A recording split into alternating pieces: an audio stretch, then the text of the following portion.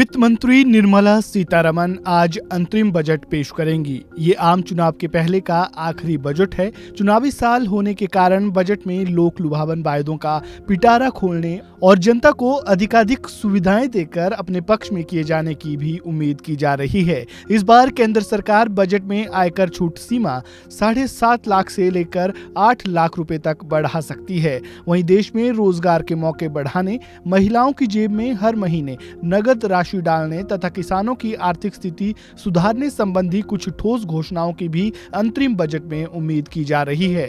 वहीं किसानों को अंतरिम बजट में बड़ी सौगात मिलने की उम्मीद है। कुछ मीडिया रिपोर्ट्स के मुताबिक सरकार किसान सम्मान निधि में बढ़ोतरी कर सकती है। वर्तमान में किसानों को सालाना 2-2 हजार रुपए की किस्तों में 6,000 रुपए दिए जाते हैं।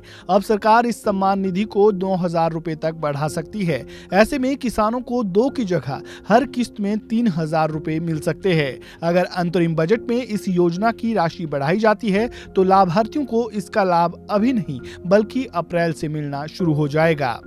अंतरिम बजट से पहले 10 वर्षों की प्रगति, मौजूदा चुनौतियों और आने वाले वर्षों में अर्थव्यवस्था की दिशा का खाका पेश करते हुए वित्त मंत्रालय ने आर्थिक समीक्षा रिपोर्ट प्रस्तुत की है। द इंडियन इकोनॉमी रिव्यू में सरकार ने कहा है कि पिछले 9 वर्षों से सुधार के चलते अर्थव्यवस्था की रफ्तार बढ़ी है, लेकिन दुनिया में बढ़ती खेमेबंदी, ऊर्जा सुरक्षा, एआई का साया और कुशल कार्यबल की चुनौतियां बनी हुई है।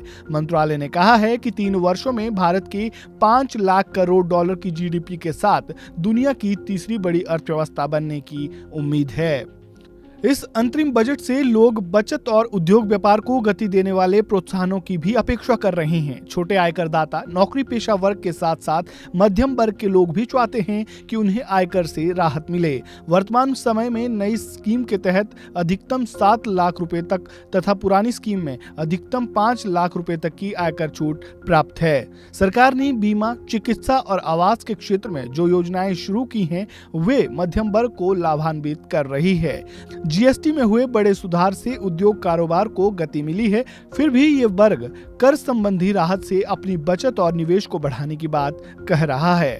वहीं प्रधानमंत्री मोदी ने भी अंतरिम बजट से पहले देश की जनता के नाम संदेश दिया। उन्होंने क्या कुछ कहा, जाते जाते वो भी सुनिए। इस बार एक दिशा निर्देशक बातें लेकर के देश की वित्त मंत्री निर्मला जी हम सबके सामने कल अपना बजट पेश करने वाली है। साथियों, मुझे विश्वास है कि देश नित्य प्रगति की नई नई ऊंचाइयों को पार करता हुआ आगे बढ़ रहा है।